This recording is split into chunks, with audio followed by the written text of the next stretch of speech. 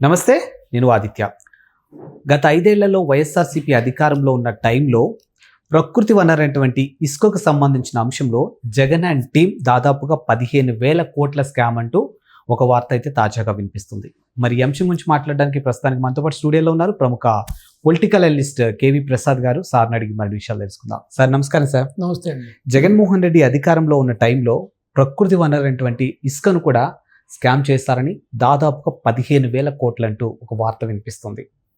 మరి ఈ అంశం గురించి మనం డిస్కస్ చేయాల్సి వస్తే ఎలా చేయొచ్చు? సో పూర్తిగా 2019 వరకు కూడా ఫ్రీ ఇసుక విధానం కొనసాగింది. అంటే బాబు గారు హయాంలో 2014 నుంచి 2019 కూడా చాలా ట్రాన్స్పరెంట్ పద్ధతిలో సామాన్యుడికి అందుబాటులో ఉండేలాగా, అదేవిధంగా భవన కార్మికులు ఎవరికి కూడా ఇబ్బంది లేకుండా సో చాలా ట్రాన్స్పరెంట్గా చాలా వాళ్ళకి అతి తక్కువ ధరకి విక్రయించడం జరిగింది, అందుబాటులో కూడా ఉంచడం జరిగింది. ఎప్పుడైతే జగన్మోహన్ రెడ్డి గారు అధికారంలోకి వచ్చారో, అధికారంలోకి వచ్చిన తర్వాత తనకి కావాల్సిన వ్యక్తి అయిన వెంకటరెడ్డిని గనుల శాఖ డైరెక్టర్గా చేసి, ఆ తర్వాత ఎక్కడో ఆల్రెడీ దివాలా తీసిన కంపెనీ, అది ఆల్రెడీ ఆర్థికంగా నష్టపోయిన జేపీ వెంచర్స్ అనే కంపెనీని ముందు పెట్టి యథేచ్ఛగా వీళ్ళ దోపిడీ చేశారు. దోపిడీ చేసిన తర్వాత వీళ్ళ దోపిడీకి ఇంకా నదులు, వాగులు, వంకలు, చెరువులు ఒకటేంటి, ఇంకా ఏదో చెబుతారు కదా, కాదది అనర్హం, మన శ్రీశ్రీ గారి కవితలాగా సబ్బు బిల్లా కుక్క బిల్లాగా అన్నట్టుగా సో పూర్తిగా కూడా ఆ దోపిడీ సాగించడం జరిగింది. రెండవది, ఇంక జేపీ వెంచర్స్ కూడా తట్టుకోలేకపోయింది వీళ్ళ పరిస్థితి చూసి. సో వీళ్ళ యొక్క విధి విధానాలు చూసిన తర్వాత వాళ్ళు కూడా వైదొలిగిన తర్వాత ఇంకా డైరెక్ట్గా జగన్మోహన్ రెడ్డి గారు రంగంలోకి దిగి జగన్మోహన్ రెడ్డి గారే ఒక రేట్స్ ఫిక్స్ చేసేసారు. గుంటూరు, ఇటు కృష్ణా, ఇటు నెల్లూరు, ఇటు వెస్ట్ ఈస్టు అవుతే నెలకి 25 కోట్లు ఒక జిల్లాకి, మిగతా జిల్లాలకు అయితే 20 కోట్ల లెక్కన సో ఎవరైతే ఎమ్మెల్యేలకు కావాలో, మినిస్టర్లు కావాలో వాళ్ళందరికీ అప్పచెప్పడం జరిగింది. సో ఆ విధంగా యథేచ్ఛగా సో పూర్తిగా డైరెక్ట్గా కూడా అది తాడేపల్లి కొంపకే వస్తూ ఉండేది. ఆ విధంగా నెలకి 260 నుంచి 300 కోట్లు జగన్మోహన్ రెడ్డి గారికి రావడం జరిగిందంటే ఆన్ అండ్ యావరేజ్ తీసుకుంటే మీకు ఈ విధంగా జరిగిన దోపిడీ చూస్తే 9,000 కోట్లు పైచిలకే, అంటే దగ్గర దగ్గర ఇసుకలోనే 15,000 కోట్లు దోపిడీ జరిగింది యథేచ్ఛగా. సో మధ్యలో వీళ్ళకి ఏదో తెలిసిన ఒక కాంట్రాక్టర్ కూడా ఇవ్వడం జరిగింది. ఆ కాంట్రాక్టర్ను కూడా విపరీతంగా వీళ్ళు ప్రెజరైజ్ చేసి అతనికి తలకు మించిన భారం అయ్యేలాగా ఎక్కువగా వీళ్ళు ఆ యొక్క అమౌంట్ డిమాండ్ చేయడం వలన అతను ఆర్థికంగా అక్కడ నష్టపోయి, అక్కడ ఆయన ఇసుక తీయడం, ఆ vehicles maintenance, employment maintenance plus వచ్చిందంతా కూడా వీళ్ళకే వెళ్ళిపోతుందో ఆ ప్రెషర్ తట్టుకోలేక ఆ కాంట్రాక్టర్ ఆత్మహత్య కూడా చేసుకున్నాడు. అదేవిధంగా ఒక 3-4 ఎమ్మెల్యేలు కూడా ఈ ప్రెషర్ తట్టుకోలేక, ఎందుకంటే కష్టం మనది, వాడేమో తాడేపల్లి కంపలో కూర్చొని శుభ్రంగా పబ్జీ ఆడుకుంటా ఉన్నాడు, మొత్తం అక్కడికి పంపించమని చెప్పి రోజు హుకుం జారీ చేస్తున్నాడని చెప్పి, నాయన నీకు దన్నోరా మాకు వద్దని చెప్పి వాళ్ళు మళ్ళీ వేరే జగన్మోహన్ రెడ్డి చెప్పిన వ్యక్తులకి వాళ్ళు చేతులు కడుక్కొని ఆ యొక్క కాంట్రాక్ట్ని కూడా అప్పగించిన వాళ్ళు కొంతమంది ఉన్నారు. ఏది ఏమైనా ఈ ఇసుకలో జరిగిన దోపిడీ ప్రపంచ చరిత్రలో ఇంతవరకు ఏ పొలిటీషియను చేయలేని దోపిడీ. సో ఏసీపీ లెక్కల ప్రకారం మీకు ఒక 2,500-600 చూపిస్తున్నా కూడా ఇది 15,000 కోట్ల పైనే జరిగింది ఇది. సో అనధికారికంగా బ్యాక్ హ్యాండ్లో వీళ్ళందరూ చేశారు. రెండోది ఏంటంటే మెషినరీతో చేయకుండా మ్యాన్ పవర్తో చేయాలనే రూల్స్ను కూడా అతిక్రమించి పెద్ద పెద్ద పొక్లైన్లు, జేసీపీలు, పెద్ద పెద్ద 40 టన్స్, 50 టన్స్, 60 టన్స్ వెహికల్స్ పెట్టేసి వీళ్ళు ఇష్టానికి అక్కడి నుంచి ఇటు హైదరాబాద్కి, ఇటు చెన్నైకి, ఇటు బెంగళూరుకి కూడా తరలించడం జరిగింది భారీ ఎత్తున. సో ఏదేమైనా ఈ జగన్మోహన్ రెడ్డి ప్రభుత్వంలో పంచభూతాలను కూడా వదిలిపెట్టలేదనడానికి ఇది కూడా ఒక తార్కాణం. ఈ యొక్క గవర్నమెంట్ ఇప్పుడు ప్రస్తుతానికి ఏం చేస్తారు, ఏ విధంగా చర్యలు తీసుకుంటారు, సో ఇది చేస్తేనే అసలు జగన్మోహన్ రెడ్డి చేసిన అవినీతి బయటకు వస్తుంది. సో అలాగే జగన్మోహన్ రెడ్డితో కూడా ఉన్న నాయకులు చేసిన అవినీతి బయటకు వస్తుంది. దాన్ని ఎంతవరకు నిగ్గు తేలుస్తుంది ఈ ప్రభుత్వం, ఏ విధంగా లాగుతారు. సో ఎందుకంటే ఇంత పెద్ద అమౌంట్ ఇప్పుడున్న పరిస్థితుల్లో, ఈ గవర్నమెంట్ ఉన్న పరిస్థితుల్లో ఆర్థికంగా పూర్తిగా ఖజానా జీరో. సో వీళ్ళందరూ ఆస్తులు జప్తు చేసి వీళ్ళందరి దగ్గర నుంచి కూడా రికవరీ చేస్తే ఇతోధికంగా వీళ్ళు చేసిన ప్రామిసెస్ కానీ ఈ యొక్క ఈ ఉచిత పథకాలకు కూడా ఇవి ఉపయోగించుకోవచ్చు. జగన్మోహన్ రెడ్డి యొక్క అవినీతిలో ఇది ఒక పార్శ్వం మాత్రమే. ల్యాండ్, శాండ్, వైన్, మైన్ మిగతా అన్ని రకాలుగా కూడా అతను దోపిడీ చేసేసాడు. దగ్గర దగ్గర కొన్ని లక్షల కోట్లు దోచేసాడని కూడా చెబుతున్నారు. సో చూద్దాం ఈ గవర్నమెంట్ మరి ఏ విధంగా చర్యలు తీసుకుంటుంది, ఏం చేస్తుంది అని చెప్పి. ఈ పేరుకి మాత్రమే ఈ కాంట్రాక్టర్స్, ఈ జేపీ వెంచర్స్ అయినా లేకపోతే ఈ ప్రతిమ అయినా ఇంకెవరైనా కూడా సో పూర్తిగా వాళ్ళని అడ్డం పెట్టుకుని దోచేసుకుంది మాత్రం తాడేపల్లి కొంపలో కూర్చున్న ఈ ప్రబుద్ధుడే.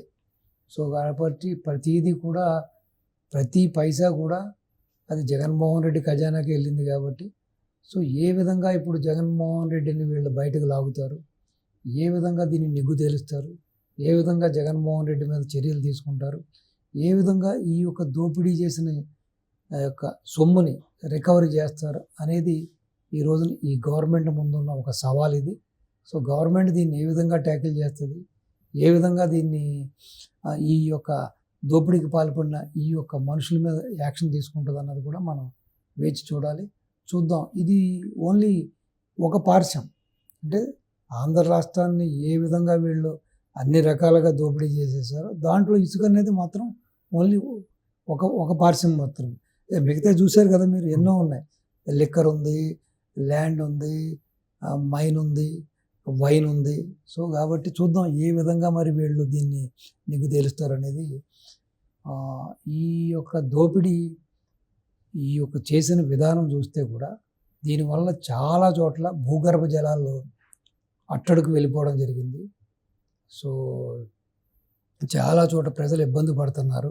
ప్లస్ వీళ్ళ వల్ల ఎక్కడ కూడా ఒక తట్టెడు మట్టేసి ఒక రోడ్డు వేసిన పాపాన పోలేదు.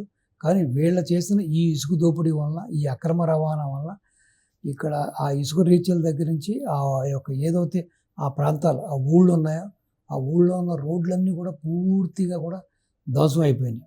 సో కనీసం ఆ రోడ్లు కూడా వీళ్ళు ఆ గుంతలు పడిన రోడ్లు కూడా చేయలేదు. మీరు చూశారు చాలా సందర్భంలో కూడా ప్రజలు కూడా బయటకు వచ్చి స్వచ్ఛందంగా వాటికి నిరసన తెలిపిన రోజులు ఉన్నాయి. సో అలాగే వీటి యొక్క ఇసుక దోపిడీ మీద నిగ్గు తీసి నిలదీసిన కొంతమంది దళిత యువకులను కూడా వీళ్ళు చంపేయడం చూసాం మనం. ఈ వైసీపీ నాయకులు అవి ఒక చెరువుల్ని తలపించే విధంగా పెద్ద పెద్ద గుంటలు గోతులతోటి రోడ్లు కూడా పాడైపోయినాయి. సో ఈ ఇన్ని అరాచకాలకు పాల్పడ్డ ఈ యొక్క జగన్మోహన్ రెడ్డి గ్యాంగ్ని, ఈ జగన్మోహన్ రెడ్డిని ఏ విధంగా ఈ ప్రభుత్వం ట్యాకిల్ చేస్తుంది, ఏ విధంగా చర్యలు తీసుకుంటుంది, ఏ విధంగా ఈ యొక్క అమౌంట్ రికవరీ చేస్తారన్నది కూడా మనం వేచి చూడాలి. ఇప్పుడు ఏసీపీ లెక్కల ప్రకారం అయితే మీకు హార్డ్లీ 2700 2800 చూపిస్తున్నారు. బట్ అనాధికారంగా బ్యాక్ ఎండ్లో 15,000 పైనే జరిగిందని చెబుతున్నారు. సో కాబట్టి ఆ చర్యకు కూడా చర్యలు తీసుకుని ఆ విధంగా కూడా పూర్తిగా దీన్ని నిగ్గుదోల్చి పూర్తిగా ఇప్పుడు వెంకటరెడ్డి కింగ్ పిన్ అండి. ఇప్పుడు వెంకటరెడ్డి ఎక్కడున్నాడు తెలీదు, అబ్స్కాండింగ్. ఇక్కడ హైదరాబాద్ ప్యాలెస్లో ఉన్నాడా, బెంగళూరు ప్యాలెస్లో ఉన్నాడా, లేకపోతే జగన్మోహన్ రెడ్డి గారి యొక్క అక్కడ పులివెందుల ప్యాలెస్లో ఉన్నాడా అన్నది ఎవరికీ తెలియదు. తాడేపల్లి ప్యాలెస్లో ఉన్నాడో తెలియదు. అసలు భౌతికంగా ఉన్నాడా లేకపోతే ఇప్పటికే జగన్మోహన్ రెడ్డి వీడు మనల్ని ఎక్కడ పట్టిస్తాడో లేకపోతే వీడిని ఎక్కడ మనల్ని ఇరికిస్తాడని చెప్పి, లేకపోతే ఈపాటికి వాళ్ళ బాబాయ్ ప్లేస్కి ఇతను కూడా పంపించాడు అన్నది కూడా మనం వెయిట్ చేసి చూడాలి. ఇప్పుడు బాబాయ్ని వేసేసినోడు వీడు లెక్క కాదు కదా. వాసుదేవరెడ్డి అయినా వెంకటరెడ్డి అయినా ఇంకా ఆ రెడ్డి ఈ రెడ్డి అని లేదు. ఏ రెడ్డి అయినా ధర్మారెడ్డి అయినా రేపొద్దున తనకి ముప్పుగా పరిగణిస్తారు, అప్రూవ్గా మారుతారు, వీళ్ళు మళ్ళీ మనల్ని పట్టిస్తారు అనుకుంటే జగన్మోహన్ రెడ్డి ఎంతకైనా చూస్తాడు. ఆ పైటాల రవి గారి యొక్క హత్యా ఉదంతం జరిగిన తర్వాత దాంట్లో పాల్గొన్న నిందితులు ఎవరైతే షార్ప్ షూటరు, ఆ సాక్షులు అందరూ కూడా ఏమయ్యారో చూసాం. శ్రీనివాసరెడ్డి వాళ్ళందరూ కూడా ఏమయ్యారో చూసాం. కాబట్టి ఇప్పుడు కూడా నాకు అది డౌట్గానే ఉంది. అసలు వీళ్ళు ఉన్నారా లేదా, దేశం దాటిపోయారా, లేకపోతే దేశంలోనే ఉంటే ఎక్కడ ఉన్నారు, లేదు జగన్మోహన్ రెడ్డి ఆశ్రయం తీసుకుంటే జగన్మోహన్ రెడ్డి ఈపాటికే వీళ్ళ లెక్క తేల్చేసాడా అన్నది కూడా మనం చూడాలి. ఏదేమైనా ఈ ప్రభుత్వం ముందు ఎన్నో పెను సవాళ్ళు ఉన్నాయి. ఓ పక్కనే గాడి తప్పిన రాష్ట్రాన్ని ఏ విధంగా గాడిలో పెట్టాలి, ప్లస్ వీళ్ళ అవినీతిని ఒక పక్కన తవ్వి తీయడం అనేది ఇది నిజంగానే భగీరథ యత్నం. ఏమాత్రం కూడా భగీరథ యత్నం దీని ముందు దిగదుడిపే అంటాను నేను. భగీరథుడు కూడా చాలా ఈజీగా గంగను తీసుకొచ్చి ఉంటాడు మన ఈ యొక్క భూమికి. ఈ భూమికి. బట్ ఈ రోజున బాబు గారి ముందున్న ఇవన్నీ కూడా చాలా పెను సవాళ్ళు. అంటే ఇంతవరకు ఏ రాజకీయ నాయకుడు కూడా ఎదురు చూడని ఫేస్ చేయలేనటువంటివి సవాళ్ళు ఆయన ముందున్నాయి. సో ఈ 74 ఏళ్ల వయసులో ఈ గాడి తప్పిన రాష్ట్రాన్ని గాడిలోనే పెడతాడా, రాష్ట్రానికి పూర్వం వైపు తెస్తానికే కృషి చేస్తాడా, రాష్ట్రానికి ఆర్థిక వనరులు సమకూర్చోవడానికే ప్రయత్నం చేస్తారా, బయటికి వెళ్ళిపోయిన ఇండస్ట్రీస్ని మళ్ళీ కన్విన్స్ చేసి తీసుకొస్తారా? సో లేదు, ఈ దుర్మార్గుల యొక్క ఈ 5 ఏళ్లలో తాగించిన ఈ దమనకాండ, ఈ దుర్మార్గం, అక్రమాలు, అన్యాయాల మీదే పోరాటం చేసి ఎంతవరకు సఫలీకృతం అన్నది ఆ కాలమే మనకు సమాధానం చెబుతుంది. ఆ దిశగా ఈ యొక్క కూటమి ప్రభుత్వం ఎంత శుద్ధితో ముందుకెళ్తారు, ఏ విధంగా వీళ్ళందరినీ కూడా కట్టడాల వెనకాల పంపిస్తారు అన్నది కూడా మనం వేచి చూడాలి. ఇది నిజంగానే చెప్పాలంటే బాబు గారికి ఒక అగ్ని పరీక్ష లాంటిది. రాష్ట్రాన్ని ఇప్పుడు గాడి తప్పిన రాష్ట్రాన్ని గాడిలో పెట్టడానికే ఇప్పుడు ఆయన అహర్నిశలు శ్రమిస్తున్నారు. మళ్ళీ ఒక పక్కన వీళ్ళ అవినీతిని తవ్వడానికి వీళ్ళంతా ఆనకొండల్లా మారిపోయి రాష్ట్రాన్ని దొరికిన చోటల్లా దోచేశారు. చూశారు, తిరుపతి లడ్డు విషయంలో కూడా వీళ్ళు కక్కుర్తి పనులు చేశారు. సో ఏదేమైనా ఇటువంటి వాళ్ళు ప్రజా జీవితంలో ఉండడానికి అనర్హులు. చంద్రబాబు నాయుడు గారు దీన్ని చాలా సీరియస్గా తీసుకుని వారు కూడా పలు సందర్భాల్లో ఇది ఒక కేస్ స్టడీ అన్నారు. ఎస్, ఇది డెఫినెట్గా ఒక కేస్ స్టడీయే కాబట్టి సో వీళ్ళందరినీ దోషులుగా ప్రజల ముందు నిలబడి మరొక్కసారి ఈ ప్రజలు ఎవ్వరూ కూడా వీళ్ళ మొహం చూడడానికి కూడా ఇష్టపడిన రీతిలో వీళ్ళకి అసలు రాజకీయ భవిష్యత్తు లేకుండా పూర్తిగా ప్రజలు ఉన్న ప్రభుత్వం అందరూ కలిపి జగన్మోహన్ రెడ్డి యొక్క ఆ యొక్క పార్టీని పూర్తిగా భూస్థాపితం చేసే వరకు కూడా నిద్రపోకూడదని, ఆ దిశగా చర్యలు తీసుకోవాలని మీ ద్వారా గౌరవ ముఖ్యమంత్రి గారికి నా మనవి, నా విన్నపం, నా విజ్ఞప్తి. Thank you sir. నమస్తే అండి.